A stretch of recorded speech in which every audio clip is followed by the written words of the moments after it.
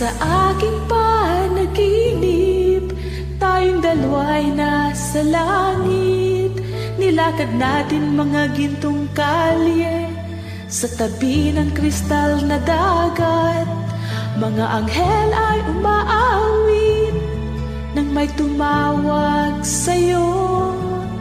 Paglingon natin nakita isang binatang nakangiti. Sabi niya, kaibigan, baka di mo ako kilala, pero teka lang, guro kita sa simbahan nang ako'y 8 taon pa lang. Kada linggo nananalangin ka bago magsimula ang klase, at isang araw nang nanalangin ka, tinanggap ko si Jesus. Salamat sa regalo mo sa Panginoon. Buhay ko ay nagbago. Salamat sa regalo mo sa Panginoon. Masaya ako't nagbigay ka.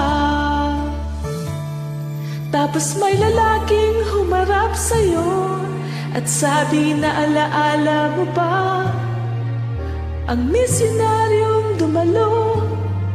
Mga litratong dalay nagpayak sa'yo. Wala kang ganong pera, pero ibinigay mo lahat. Tinanggap ito ni Jesus, kaya narito ako ngayon. Salamat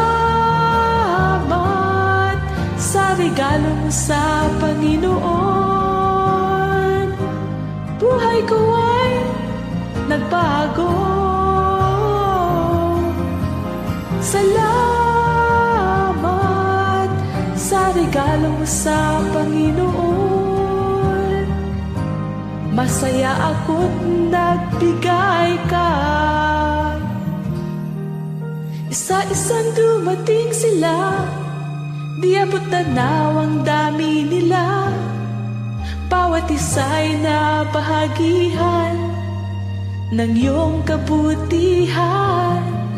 Maliliit na bagay na ginawa, pati mga sakripisyo, di man napansin dito, pero inihayag sa langit. Alam ko na sa langit di dapat iiyak, pero halos tiyak ko mga mata mo'y lumuluha.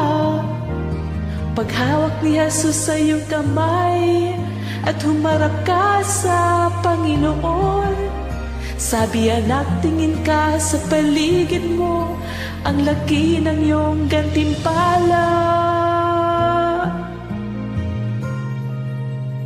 Salamat sa regalo mo sa Panginoon. Buhay ko ay nagbago. Salamat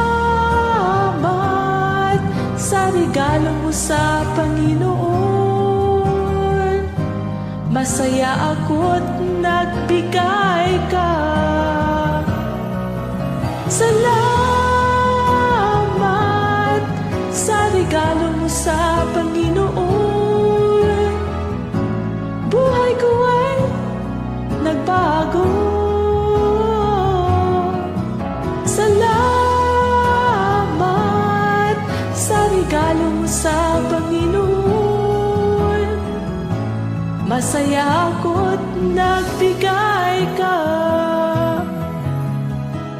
Masaya ako't nagbigay ka.